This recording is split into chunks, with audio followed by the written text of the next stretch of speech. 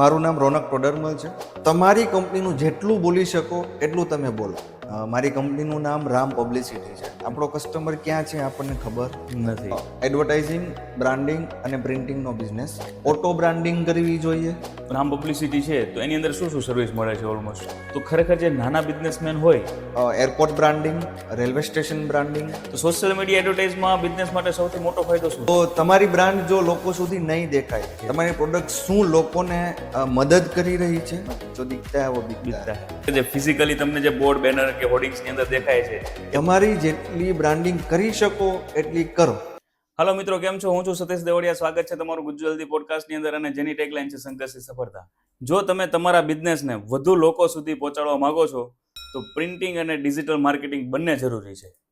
તો આજે આપણી સાથે ખાસ એવા વ્યક્તિ છે કે ખરેખર આપણે વધુ લોકો સુધી કઈ રીતે આપણા બ્રાન્ડને પહોંચાડી શકીએ, વધુ લોકો સુધી આપણા બિઝનેસનું બ્રાન્ડિંગ વધારે સારી દિશા આપી શકીએ. તો ઘણી બધી આજે ચર્ચા કરવાના છે. આ પોડકાસ્ટ લાસ્ટ સુધી જોજો, કેમ કે આપણે ક્યાંક ને ક્યાંક અટકતા હોઈએ છીએ. ઘણી બધી વસ્તુની આપણે ખબર નથી હોતી, અને ખબર હોય છે તો આપણે એને ઇમ્પ્રૂવ નથી કરતા હોતા. તો આજે ઘણી બધી નાની નાની વાતો છે, ઘણી બધી જાણવા મળશે. તો છેલ્લે પોડકાસ્ટ જોજો લાસ્ટ સુધી. વધારે સમય ના લેતા મુલાકાત કરીએ રામ પબ્લિસિટીના ઓનર મિસ્ટર રોનક ટોડરમલ સાથે. હલો રોનકભાઈ, કેમ છો? બસ મજામાં સતીશભાઈ, બોલો બોલો. કેમ છો? Good morning. Very good morning. Welcome to ગુજ્જવલ્દી પોડકાસ્ટ સર. Thank you.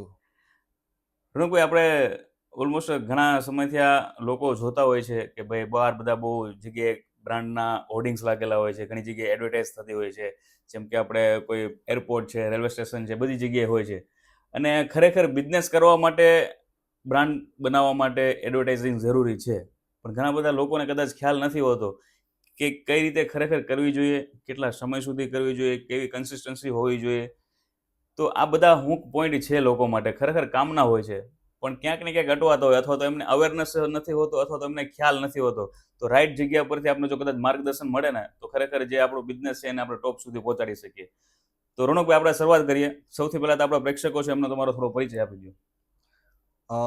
મારું નામ રોનક ટોડરમલ છે.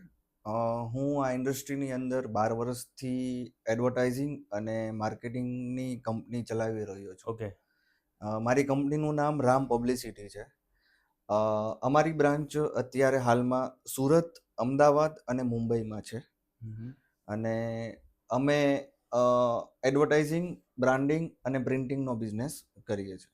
ઓકે, બરાબર છે. તો આપણી જે રામ પબ્લિસિટી છે તો એની અંદર શું શું સર્વિસ મળે છે ઓલમોસ્ટ?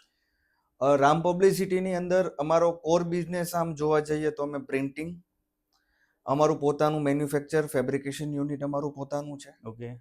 પ્લસ સાથે સાથે અમે airport branding, railway station branding અને ઓટોહુડ, ગુજરાતનું સૌથી મોટું ઓટોહુડ મેન્યુફેક્ચરિંગ અમારું છે.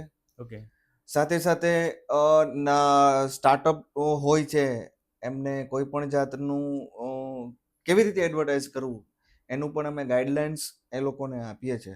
બરાબર છે. અને ઘણી બધી સેવાઓ અમે પ્રિન્ટિંગ અને એડવર્ટાઇઝિંગમાં અમે આપીએ છીએ. ઓકે. રોનકભાઈ, અત્યારના સમયમાં ખરેખર જે આપણે જોઈએ છે કે ભાઈ પબ્લિસિટી કેટલું જરૂરી છે, બ્રાન્ડિંગ માટે કેટલું પબ્લિસિટી જરૂરી છે અને કરવું જોઈએ લોકોએ? સામાન્ય શબ્દમાં હું કહું તો જો દીખતા હે વો બીકતા હે. સહી. બરાબર. તો તમારી બ્રાન્ડ જો લોકો સુધી નહીં દેખાય યસ.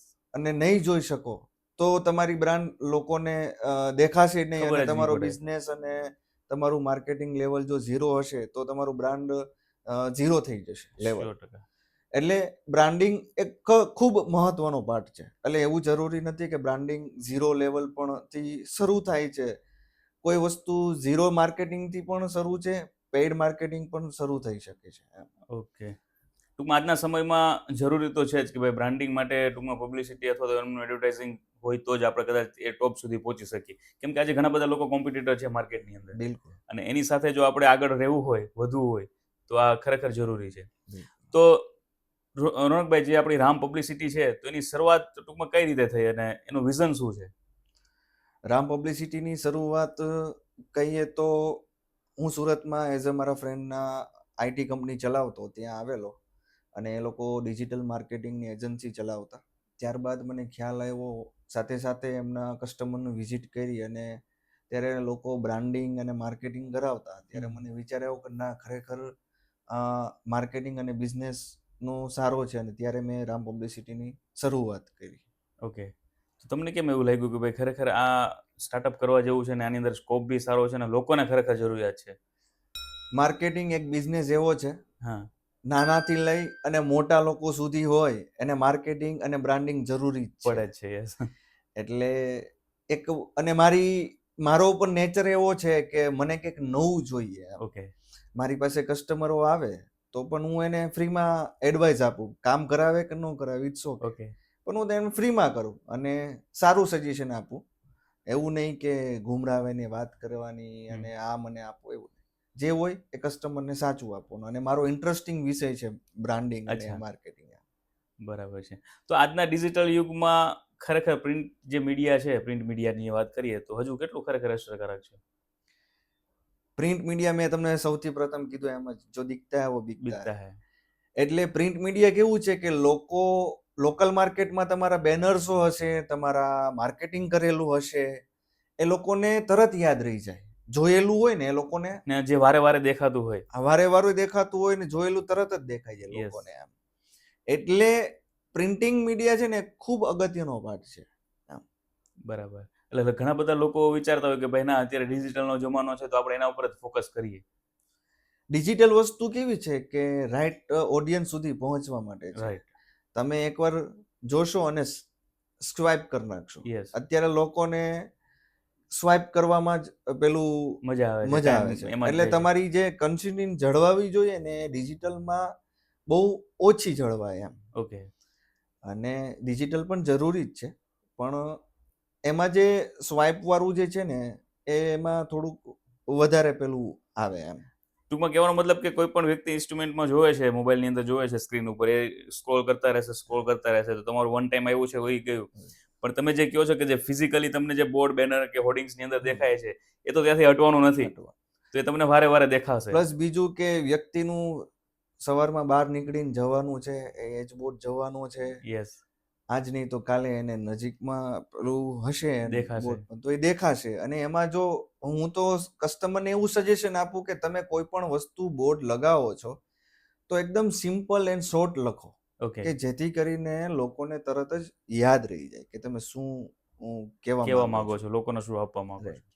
તો ઘણા બધા લોકો હોર્ડિંગ્સ જે લગાવતા હોય અથવા તો એડવર્ટાઇઝિંગ કરતા હોય તો એની અંદર જે તમે લખવાનું કહો છો કે શોર્ટ લખવાનું કહો છો કે લોંગ આપણે લખતા હોય તો એ ખરેખર જે લોકો એના હૂક પોઈન્ટ હોવા જોઈએ તો એ કઈ રીતના હોવા જોઈએ કે જેથી કરીને લોકો વધારે આકર્ષિત થાય? એની પાછળ એડવર્ટાઇઝ માટેના અમુક ક્વેશ્ચનો હોય છે. ઓકે. તમારી પ્રોડક્ટ શું છે, તમારી પ્રોડક્ટ શું લોકોને મદદ કરી રહી છે, અને તમારું એડ્રેસ, આ 3 વસ્તુ હોય એટલે લોકોને ઓટોમેટિક ખ્યાલ આવી જાય.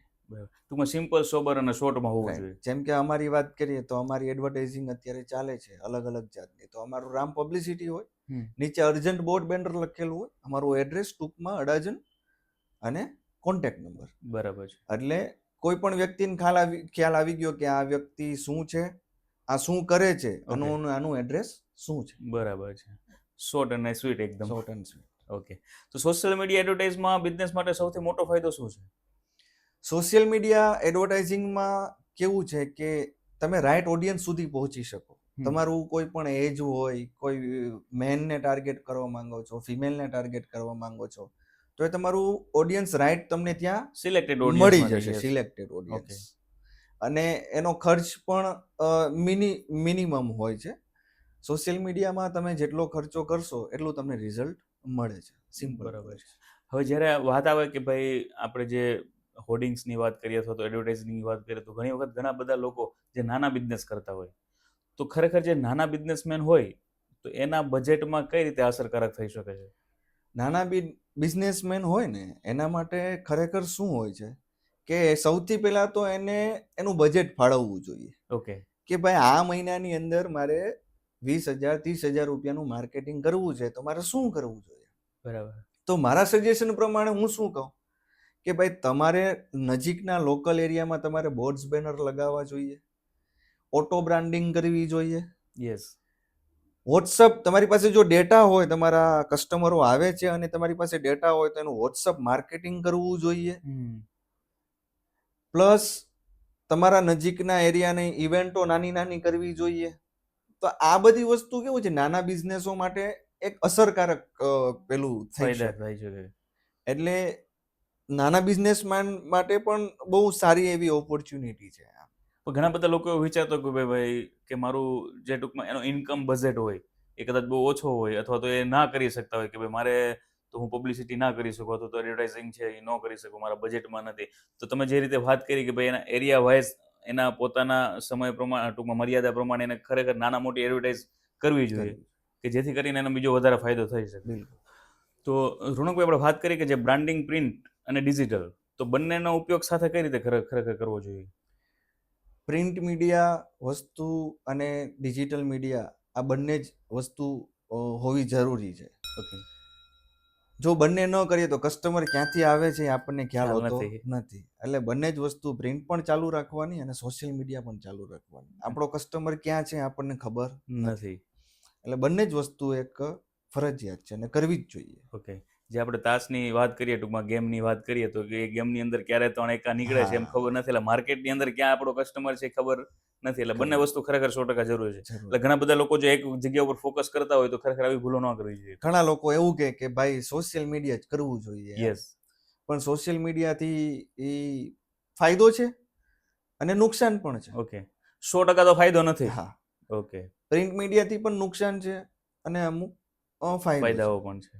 એટલે બંનેના પાસાઓ છે પણ મારી દ્રષ્ટિએ બંને જ હોવું જરૂરી છે. ઓકે. હવે સમજો કે રોનકભાઈ જે લોકોએ સ્ટાર્ટઅપ જ કરે છે, નવું સ્ટાર્ટઅપ છે, તો એ લોકોએ ખરેખર કઈ રીતે એડવર્ટાઇઝ કરવી જોઈએ અને કરાવવી જોઈએ? સ્ટાર્ટઅપમાં કેવું થાય કે બિઝનેસ તો બહુ સારો હોય એ લોકોનો. યસ. ઓફિસે બહુ મસ્ત બનાવી હોય અને ઇન્ટિરિયર બિન્ટિરિયર ને ટીમ બીમ બધું બધું A to બનાવી Z દીધું હોય. A to Z complete. હવે 2-3 મહિના થાય ને એટલે એમ કે હારું કસ્ટમર આવતા નથી ને હવે કરવું શું એમ. પછી ત્યારે એને વિચાર આવે એમ કે હારું એડવર્ટાઇઝ કરવી જોઈએ એમ. અચ્છા. એડવર્ટાઇઝ કરે 1 મહિનો 2 મહિનો એનું એડવર્ટાઇઝ કરે ને વળી પાછું એ ઠંડા પડી જાય. ઓકે. એટલે સ્ટાર્ટઅપ જે પણ લોકો કરે છે એને એક જ વસ્તુ કહેવામાં આવે, તમે કોઈ પણ વસ્તુ ઇન્વેસ્ટમેન્ટ કરો છો તો મિનિમમ તમારે સ્ટાર્ટિંગમાં 10-15% તમે જે ઇન્વેસ્ટ કરો છો એનું તમારે માર્કેટિંગ અને એડવર્ટાઇઝિંગ માટે ખર્ચવું જ પડે. અચ્છા. અને એ પ્લાન તમારે 3 મહિના 6 મહિના અને 1 વર્ષનો પ્લાન આખો માર્કેટિંગનો બનાવવો પડે. બરાબર છે. બનાવ્યા પછી એની અંદર અલગ અલગ ડિવાઈડ કરવાનું હોય કે સોશિયલ મીડિયા કેટલું કરવું છે, પ્રિન્ટ મીડિયા કેટલું કરવું છે. જેમાં વધારે બેનિફિટ હોય એમાં આપણે વધારે એફોર્ટ નાખવાનો. એફોર્ટ નાખવાનો. ઓકે, બરાબર છે. એટલે સ્ટાર્ટઅપ વાળાને તો ખાસ એમને વર્ષ દિવસ માટેની એક જર્ની એડવર્ટાઇઝિંગ માટેની રાખવી જ જોઈએ. તો બરાબર. એનો બિઝનેસ જે છે એ ફ્લો થઈ શકે ફ્લો ટૂંકમાં. કરી શકે. તો રોનકભાઈ ઘણા બધા લોકો સમજો કે જેમનું સ્ટાર્ટઅપ છે એમની તો તમે વાત કરી કે ભાઈ આ લોકોએ એમના સ્ટેપ બાય સ્ટેપ એમને એડવર્ટાઇઝિંગનો જે એરિયો છે એ ખરેખર બાંધી રાખવો જોઈએ અને એ પ્રમાણનું ઇન્વેસ્ટમેન્ટ બી કરવું જોઈએ. પણ ખરેખર તમારા હિસાબથી એડવર્ટાઇઝિંગનો ખરેખર શું એલ્ગોરિધમ હોય કે આટલા સમય સુધી કે જે લોકો ઘણા ખરેખર કન્સિસ્ટન્સી જે હોય ને એ નથી જાળવી શકતા? હવે હું તમને કહું કે તમે કોઈ પણ જગ્યાએ જશો ને મોટી મોટી બ્રાન્ડ તો કોકા કોલા તમે લઈ લો. યસ. કોકા કોલા છે એના તમે કોઈ પણ દુકાને જશો ને એના બોર્ડ હશે. હા. તો શું કામ? એટલે એ તો બ્રાન્ડ જ છે. બ્રાન્ડ જ છે ને વર્ષોથી આ ચાલે છે. વર્ષોથી ચાલે છે તો પણ કેમ એ બોર્ડ લગાવે છે, અલગ અલગ સ્ટ્રેટર્જીઓ વાપરે છે. Yes, yes. બરાબર. એટલે બ્રાન્ડ એક વસ્તુ એવી છે કે તમે એક વખત બની ગયા પછી લોકોને એની નજરની સામું હોવું જરૂરી છે. જો તમે એની સામે નહીં રહ્યો તો લોકો તમે ધીમે ધીમે ભૂલી જશે અને Ignore નવી નવી કરશે. બ્રાન્ડો આવતી રહેવાની છે માર્કેટમાં. બરાબર છે. એટલે બ્રાન્ડિંગ વસ્તુ બહુ મહત્વની છે. અચ્છા, એટલે ટૂંકમાં એને થોડા સમય માટે કરીને બંધ કરી દેવું એ યોગ્ય નથી. જરા પણ નહીં. બહુ સાચી વાત. તમે એક્ઝામ્પલ બહુ મસ્ત આપ્યું કે આજે કોકોકોલા છે કે થમ્સઅપ છે કે એવી ઘણી બધી બ્રાન્ડ છે. આજે ઘણા વર્ષોથી ખાસી એવી બ્રાન્ડ બની ચૂકી છતાં પણ એ લોકો કરે છે. તો કોઈ પણ જે વ્યક્તિ નાના મોટા બિઝનેસ કરે છે અને એ કદાચ એવું વિચારી લે કે હું 2-4 કે 6 મહિના કરી લઉં અને હું બ્રાન્ડ બની જાઉં તો એ શક્ય નથી, ખોટું છે એ. ઓકે. તમે જે રામ પબ્લિસિટીની વાત કરો છો તો કંઈક તમારી એક ટેગલાઇન બી છે ને તમે લોકોને કંઈક સારું એવું પીરસો છો. અમારું એક ટેગલાઇન છે, હમ કસ્ટમર નહીં ફેમિલી બનાતે હૈ. ઓકે. એટલે અમારે ત્યાં નેચર એવો છે કે અમારે તમે અમારી ઓફિસે આવો કે ગમે તે આવો તો અમારી ટીમ સાથે પણ અમે એવી રીતે જ અમે જ્યારે મીટિંગ લઈએ છીએ ત્યારે આપણે કહીએ છીએ કે તમે કોઈ છોકરી જોવા જાઓ હા. અને લગ્ન થઈ જાય પછી તમારા સસરાને કેવી રીતે સારી રીતે સાસુને સાચવો છો, સાચો. એમ આપણો કસ્ટમર જે છે ને ઓકે. એ પણ આપણો ભગવાન છે. હમ. એને પણ આપણે ફેમિલી તરીકે જ સાચવવાનો છે એમ. બરાબર છે. ટૂંકમાં સાચી ગાઈડલાઇન્સ આપવાની છે. અને કોઈ પણ કસ્ટમરને સાચી જ ગાઈડલાઇન્સ આપવાની. કોઈ હમ. પણ એવું નહીં કે આપણે બિઝનેસ લાવવો છે તો એને ખોટા ગેરમાર્ગે દોરી અને એને આપણે બિઝનેસ લેવો, હમ. એવું અમારી પાસે નથી. ઓકે. તો બીજી રોનકભાઈ, રામ પબ્લિસિટીની ખરેખર લોકો, કેમ કે ઘણી બધી માર્કેટમાં પબ્લિસિટીઓ ચાલે છે, એડવર્ટાઇઝિંગ ચાલે છે, રામ પબ્લિસિટી કઈ રીતે અલગ છે? રામ પબ્લિસિટી બધા બિઝનેસ કરે જ છે, પણ અમારી એક યુએસપી એ છે કે અમે સર્વિસ કસ્ટમરને આપીએ છીએ. અમારી ઇન્ડસ્ટ્રીની અંદર સર્વિસ બહુ મહત્વની છે. આજે ઘણી જગ્યાએ કોઈ બોર્ડ બનાવવા ગયા હોય, કોઈ એડવર્ટાઇઝિંગનું ચાલતું હોય તો કે ભાઈ આજે બોર્ડ મારવા નથી આવતું, આમ છે ફલાણું છે. અમારી પાસે જે પણ હશે ટ્રાન્સપેરન્ટ તમને જવાબ મળશે. ક્લિયરિટી આવશે તો સાથે. આવશે, નહીં આવશે તો નહીં આવે. ઓકે. પ્લસ અમારી સર્વિસ બાબતે જે છે એ અમે પ્રાયોરિટી અમે સર્વિસને આપીએ છીએ. બીજી વસ્તુ ક્વોન્ટિટી અને ક્વોલિટી. ઓકે. ઘણા લોકો માર્કેટમાં એવું કરે છે કે કસ્ટમરને ખરેખર હોતી જ નથી ખ્યાલ. કસ્ટમર તો શું કરે છે, તમારો રેટ શું છે, આનો રેટ શું છે. બરાબર. હવે માની લો કે 1 લાખ લીફલેટ તમે કસ્ટમરે આપ્યા પ્રિન્ટિંગમાં, તો અમારો જે રેટ હોય અને બીજો રેટ હોય, તો બીજો સસ્તો આપે તો શું કે આ સસ્તો કેમ, તમારું શું એમ. અચ્છા. એટલે ઘણીવાર કસ્ટમરને મારે કેવું પડે કે સર લાખ ક્વોન્ટિટી આપી છે, તમે કોઈ કાઉન્ટ કરવા જવાના છો? રાઈટ. માર્કેટમાં સારા લોકો હોય અને ખરાબ લોકો પણ હોય છે. બંને બાજુ હોય. મારી ત્યાં ક્વોલિટી અને ક્વોન્ટિટી બંને સરખું મળશે. ઓકે. તમે 500 રિક્ષા મારવાનું કહો તો મારે ત્યાં 500 એટલે 500 જ લાગે, 499 પણ ન લાગે. ઓકે. એટલે આ બધી વસ્તુઓ છે ને અમારી પાસે એક યુએસપી છે અમારી એમ. ઓકે. ટૂંકમાં ક્વોલિટી અને ક્વોન્ટિટી સાથે કોઈ કોમ્પ્રોમાઇઝ કરવામાં આવતું નથી ક્યારે. કોઈ દિવસ નહીં. ઓકે. અને બાકીની બીજી ઘણી બધી સર્વિસ આપણે આપીએ છીએ, તો કઈ કઈ છે તમારી? બીજી સર્વિસની વાત કરું તો ગુજરાતનું સૌથી મોટું ઓટોહુડ મેન્યુફેક્ચરિંગ અમારું છે. અચ્છા, ગુજરાતનું સૌથી મોટું. હા. અને અમે પેન ઇન્ડિયા સર્વિસ આપીએ છીએ. શું વાત છે. ઓલ ઓવર ઇન્ડિયામાં ઓટોહુડનું કોઈ પણ વસ્તુ હોય તો અમે આપીએ છીએ. સાથે સાથે અમે હોર્ડિંગ કરીએ છીએ, રેલવે બ્રાન્ડિંગ કરીએ છીએ, એરપોર્ટ બ્રાન્ડિંગ કરીએ છીએ, ટ્રાઇસિકલ બ્રાન્ડિંગ, સ્ટેશનરીમાં બધું આવી ગયું. ઓકે. તો પ્રિન્ટિંગ એડવર્ટાઇઝિંગને લગતી કોઈ પણ હોય એ બધું અમે ટૂંકમાં A to Z આપણે કહી શકીએ કે A to Z સર્વિસીસ આપણી આગળ અવેલેબલ છે. આપીએ છીએ. ઓકે.